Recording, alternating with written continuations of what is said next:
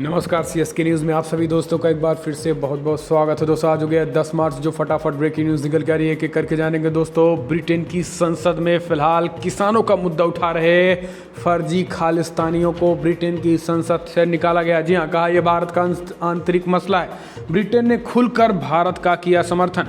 दूसरी बड़ी अपडेट निकल के आ रही दोस्तों, एनकाउंटर में ढेर हुआ आतंकी संगठन अल बद्र का सरगना गनी ख्वाजा। आईजीपी बोले बड़ी कामयाबी हुई है, जम्मू कश्मीर में आतंकियों को 72 होड़ों के पास भेजा गया है। दोस्तों इसके बारे में आपको बताएंगे। ताबड़तोड़ एक्शन जारी है सेना का। इस बीच तीसरी बड़ी अपडेट निकल के आ रही, फेल हो गया पाकिस्तान का JF-17 लड़ाकू विमान। चला था भारत के सुखोई और मिराज की बराबरी करने। चौथी बड़ी खबर में आपको बताएंगे दोस्तों, फिलहाल चुनाव के बीच बड़ी अपडेट निकल के आ रही है। दिल्ली पुलिस स्पेशल सेल को मिला अहम सुराग, 2 ईरानी नागरिकों की हुई है पहचान। जी ये भी आपको बताएंगे किस मामले में, तो ये बड़ी खबर निकल के आ रही है। इस बीच टूल किट मसले को लेकर भी कुछ एक बड़ी अपडेट निकल के आ रही है। हरियाणा विधानसभा में आज अविश्वास प्रस्ताव के बीच जारी किया गया व्हिप। तो पश्चिम बंगाल में बढ़ गई ममता बनर्जी, तो हिंदू राम राम कह रही हैं। जी हाँ, भागी भागी मंदिर फ्री हैं, ये भी आपको बताएंगे। सब कुछ खबरें जानना बेहद जरूरी, लेकिन उससे पहले अगर आपने चैनल को अभी तक सब्सक्राइब नहीं किया तो प्लीज़ सब्सक्राइब के लाल बटन दबाकर चैनल को सब्सक्राइब करें। और अगर आप भी मानते हैं कि प्रधानमंत्री मोदी हैं तो मुमकिन है तो इस वीडियो को लाइक करके अपना समर्थन दर्ज करें। देश की गौरवशाली इंडियन आर्मी पे अगर आप भी गर्व करते हैं तो कमेंट के माध्यम से जय हिंद लिखना मत भूलेगा। दोस्तों दरअसल पहली बड़ी खबर निकल के आ रही है, जम्मू कश्मीर में सेना का ताबड़तोड़ एक्शन। एनकाउंटर में ढेर हुआ आतंकी संगठन अल बद्र का सरगना गनी ख्वाजा। आईजीपी बोले बड़ी कामयाबी हाथ लगी है। जम्मू कश्मीर में सुरक्षा वालों को बड़ी कामयाबी मिली है। सोपोरा में एक हुए एनकाउंटर में पुलिस ने आतंकी संगठन अल बद्र के सरगना गनी ख्वाजा को मार गिराया है। आईजीपी विजय कुमार ने इसे बड़ी सफलता बताया है। सुरक्षा बलों ने गोला बारूद भी बरामद की है। इसके इलाके में सर्च अभियान जारी कर दिया गया है। सोपोर के तुजुर इलाके में सुरक्षा बलों और आतंकियों के बीच एनकाउंटर चल रहा था। दोनों ओर से भारी गोलाबारी के बीच खूंखार आतंकी मारा गया था। बाद में उसकी पहचान गनी ख्वाजा के रूप में हुई है। एक पुलिस अधिकारी ने बताया है कि आतंकवादियों की मौजूदगी के बारे में सूचना मिलने के बाद सुरक्षा बलों ने बारामूला जिले के तुजुर इलाके के शेरपोरा में घेराबंदी की और तलाशी अभियान शुरू किया। उन्होंने कहा कि फिलहाल आतंकवादियों द्वारा सुरक्षा बलों पर गोलियां चलाने के बाद तलाशी अभियान मुठभेड़ में तब्दील हो गया था। आपको बता दें कि सुरक्षा बलों ने फिर जवाबी कार्रवाई की और अधिकारी ने बताया कि मुठभेड़ में आतंकवादी मारा गया और घटनास्थल से हथियार और गोला बारूद भी बरामद किए गए हैं। तो दोस्तों ये जम्मू कश्मीर में सेना का ताबड़तोड़ एक्शन एक बड़ी कामयाबी बताई जा रही है। हम चलते हैं, अगली अपडेट लेते हैं। फिलहाल ब्रिटेन भारत के समर्थन में कृषि मंत्री नीगल एडम्स ने कहा फिलहाल भारत का आंतरिक मसला है, यहाँ संसद में न उठाया जाए इस मसले को। जी हाँ, दरअसल आपको बता दें फिलहाल ब्रिटेन की संसद में सोमवार को एक बार फिर से भारत में चल रहे किसान आंदोलन का मुद्दा गूंजा। यूके ने दोहराया कि कृषि सुधार कानूनों का भारत का घरेलू मामला है और लोकतंत्र में सुरक्षा बलों को कानून व्यवस्था लागू करने का अधिकार है। दरअसल ब्रिटिश संसद के वेस्टमिंस्टर हॉल में हुई इस चर्चा में 18 ब्रिटिश सांसदों ने हिस्सा लिया है, जिनमें से 17 ने आंदोलन का समर्थन किया है। लेबर पार्टी ने इस चर्चा की मांग भी की थी। विदेश मंत्रालय में हुई चर्चा पर भारत ने कड़ा विरोध दर्ज करा है। ब्रिटेन में भारत के उच्चायोग ने कहा है कि चर्चा के दौरान सांसदों ने झूठे तथ्य पेश किए थे। हमें इस बात पर अफसोस है कि चर्चा के दौरान संतुलित बहस के बजाय झूठे दावे और बिना किसी तथ्य के आधार पर चर्चा की गई थी और इसी कुछ चर्चा को देखते हुए विदेशी मीडिया ने भी खूब कवर किया था। इसको लेकर भारत ने नाराजगी जताई तो ब्रिटेन के मंत्री ने कहा यदि कोई विरोध प्रदर्शन अपनी लिमिट क्रॉस करता तो लोकतंत्र में सुरक्षा बलों को कानून व्यवस्था लागू करने का भी अधिकार है। हम इसे पूरी तरीके से खारिज करते हैं। हम चलते हैं, अपडेट लेते हैं। दोस्तों आपको बता दें पाकिस्तान फेल हो गया। पाकिस्तान का JF-17 लड़ाकू विमान चला था भारत के सुखोई और मिराज की बराबरी करने। भारत के साथ हुई हवाई युद्ध को लेकर पाकिस्तान अपने जिस लड़ाकू विमानों की तारीफों के पुल बांधते हुए नहीं थकता है, दरअसल वो पाकिस्तान वास्तविकता में फेल हो चुका है। पाकिस्तान के इन झूठे दावों के पोल इस बार ग्रीस की एक वेबसाइट पेंटोपोस्टेंगा ने खोल दी है। इस वेबसाइट ने एक पॉइंट को लेकर पाकिस्तान और चीन के साझा सहयोग से बनाए गए JF-17 लड़ाकू विमान की बगिया उघेड़ दी है। आपको बता दें कि JF-17 वही लड़ाकू विमान है जिसका ब्लॉक 3 वेरिएंट को पाकिस्तान अब बनाने जा रहा है, जिसके बाद पाकिस्तान के न्यूज़ चैनल्स और वहां के डिफेंस एक्सपर्ट इसकी तुलना भारत के लड़ाकू विमान से करने लगे हैं। ग्रीस की वेबसाइट ने बताया है कि जिन काबिलियों को लेकर JF-17 को बनाया गया था वो हकीकत से काफ़ी दूर की कौड़ी बताया है। हम चलते हैं अपडेट लेते हैं। बंगाल चुनाव में जय श्री राम के नारे पर सुप्रीम कोर्ट ने नहीं लगाई रोक। बड़ी खबर निकल के आ रही, जनहित याचिका को खारिज कर दिया है। पश्चिम बंगाल विधानसभा चुनाव में से पहले भारतीय जनता पार्टी BJP को मंगलवार को सुप्रीम कोर्ट से 2 जीत मिली। कोर्ट ने चुनाव कैंपेन में जय श्री राम के नारे के इस्तेमाल के खिलाफ दायर याचिका खारिज कर दी और एक अन्य केस में BJP के डेरबा से उम्मीदवार पूर्व IPS अफसर भारती घोष के खिलाफ जारी अरेस्ट वारंट पर भी स्टे लगा दिया है। सुप्रीम कोर्ट के वकील मनोहर लाल शर्मा की ओर से दायर जनहित याचिका में कहा गया कि धार्मिक नारे का इस्तेमाल जनप्रतिनिधित्व कानून की धारा 123(3) और 125 के तहत अपराध है और इन्हीं प्रावधानों के मुताबिक कोई भी उम्मीदवार चुनाव प्रक्रिया से जुड़े किसी शख्स को धर्म, जाति, समुदाय या भाषा के नाम पर भावनाएं भड़काने का इजाज़त नहीं है। लेकिन फिलहाल सुप्रीम कोर्ट ने पूरी तरीके से इस मसले को खारिज कर दिया। हम चलते हैं अपडेट लेते हैं। बिहार पॉलिटिक्स RLSP का जदयू में विलय 15 तक। वशिष्ठ बाबू और उपेंद्र कुशवाहा ने दिए संकेत। दरअसल बिहार की राजनीति में रालोसपा का जदयू में जल्द ही विलय मुमकिन है। रालोसपा के राष्ट्रीय अध्यक्ष उपेंद्र कुशवाहा और वशिष्ठ नारायण जदयू नेता व सांसद वशिष्ठ नारायण सिंह ने ये संकेत दिए हैं। कुशवाहा ने जहां ये कहकर इस पर मोहर लगाई कि हम अलग कब थे, वहीं वशिष्ठ बाबू ने कहा है कि उपेंद्र कुशवाहा हमेशा से हमारे साथ हैं। दरअसल सोमवार को वशिष्ठ नारायण सिंह और उपेंद्र कुशवाहा ने एक साथ IGM में कोरोना का टीका लिया। दोनों एक साथ पहुंचे और टीका भी लिया। बताया जाता है कि फिलहाल टीका लेने के बाद मुख्यमंत्री नीतीश कुमार ने फ़ोन करके दोनों नेताओं की बधाई दी और इसके बाद मीडिया से बातचीत में कुशवाहा ने कहा कि उनका वशिष्ठ नारायण सिंह से पुराना संबंध है। हम चलते हैं अपडेट लेते हैं। दोस्तों, चुनाव तक नहीं बढ़ेंगे पेट्रोल और डीजल के दाम। कंपनियों ने लगाई समीक्षा पर अंतरिम रोक।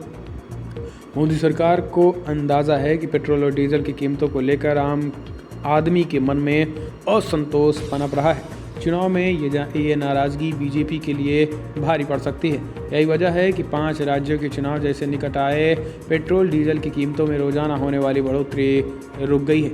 एक रिपोर्ट के मुताबिक सरकार से के जुड़े 2 अफसरों ने बताया है कि फिलहाल लगता है कि केंद्र ने अनौपचारिक तौर पर तेल कंपनियों को कहा है कि कुछ समय के लिए पेट्रोल और डीजल की कीमतों में बढ़ोतरी को टाल दिया जाए। रिपोर्ट के मुताबिक राजनीतिक दबाव के चलते ही तेल कंपनियों ने रोज़ाना की जाने वाली बढ़ोतरी पर फिलहाल अंकुश लगा दिया है। हम चलते हैं अपडेट लेते हैं। दोस्तों, दिल्ली पुलिस स्पेशल सेल को मिला अहम सुराग। 2 ईरानी नागरिकों की हुई है पहचान। जी हाँ, दरअसल नई दिल्ली स्थित इजरायली दूतावास के बाहर जनवरी महीने में हुए बम ब्लास्ट मामले में 1 महीने बाद भारत और इजरायली की जांच एजेंसी को इसमें ईरान का हाथ होने के सबूत मिले थे।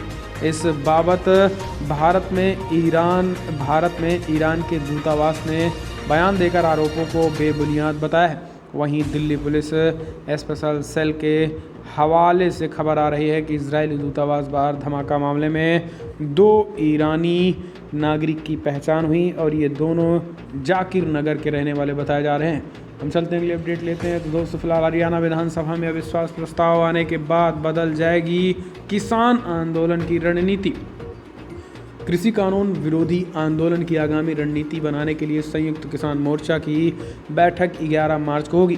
पहले ये बैठक मंगलवार को प्रस्तावित थी। मोर्चा के नेता सुरजीत सिंह फूल ने इंटरनेट मीडिया के माध्यम से ये जानकारी साझा की है। उन्होंने बताया है कि हरियाणा सरकार के खिलाफ लाए जा रहे अविश्वास प्रस्ताव के बाद मोर्चा आंदोलन की आगामी रणनीति भी तय करेगा। कृषि कानून के विरोध में कुंडली बॉर्डर पर 3.5 माह से आंदोलनकारी GT रोड को जाम करके बैठे थे। 22 जनवरी को मोर्चा के नेताओं और सरकार के बीच बातचीत हुई थी। सरकार कानूनों को लंबित रखने और इसमें संशोधन का प्रस्ताव दे चुकी है। हम चलते हैं अगली अपडेट लेते हैं। तो दोस्तों बंगाल विधानसभा चुनाव से पहले एक्शन में चुनाव आयोग डीजीपी को हटाया गया। जी हाँ, पश्चिम बंगाल में विधानसभा चुनाव से पहले राज्य के पुलिस महानिदेशक डीजीपी वीरेंद्र कुमार का तबादला कर दिया गया है। उनकी जगह निरंजन को पद की नई जिम्मेदारी सौंप दी गई है। मुख्य चुनाव आयुक्त ने राज्य के मुख्य सचिव को इस संबंध में निर्देश जारी कर दिया है।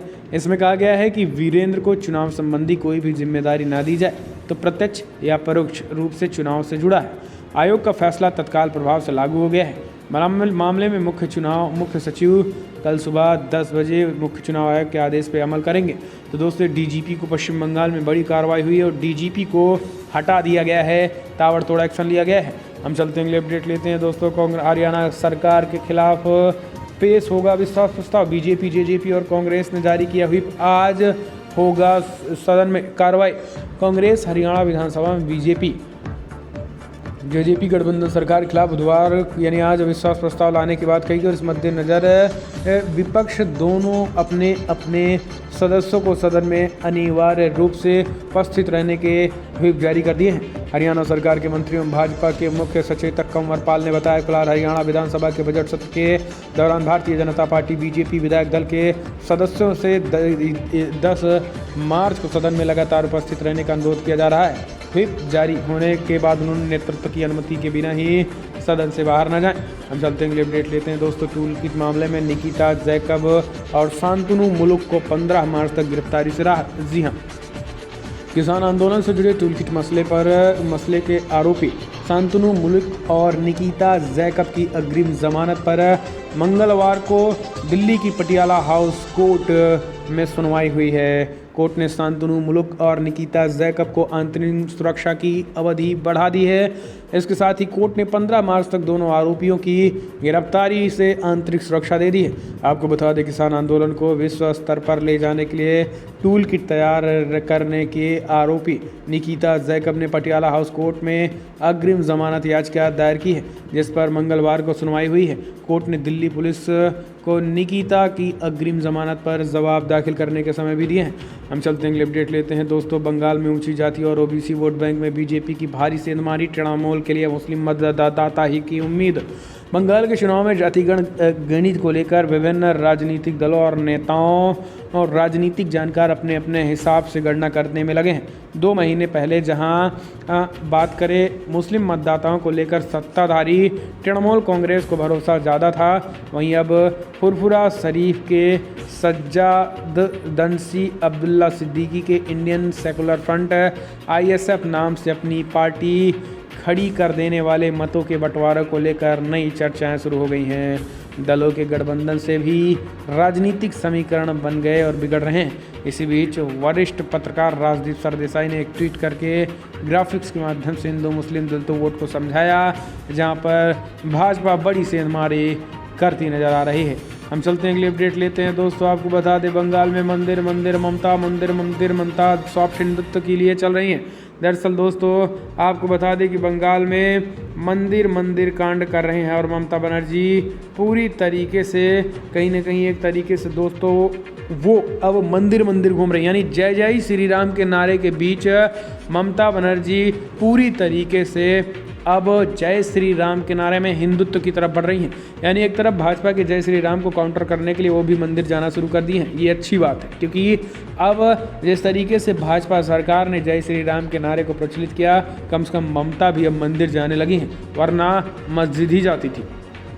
हम चलते हैं अगले अपडेट लेते हैं। दोस्तों आपको बता दें असम चुनाव से पहले भाजपा के कद्दावर नेता हेमंत विश्व शर्मा की हत्या करने की साजिश, 3 को गिरफ्तार किया गया। जी हां, असम की भाजपा सरकार के में कद्दावर मंत्री हेमंत विश्व शर्मा की हत्या की साजिश रचने के आरोप में मंगलवार को उल्फा समर्थक गुट के उपाध्यक्ष सहित 3 लोगों को गिरफ्तार किया गया था। पुलिस ने गुप्त सूचना के आधार पर यह कार्रवाई की है।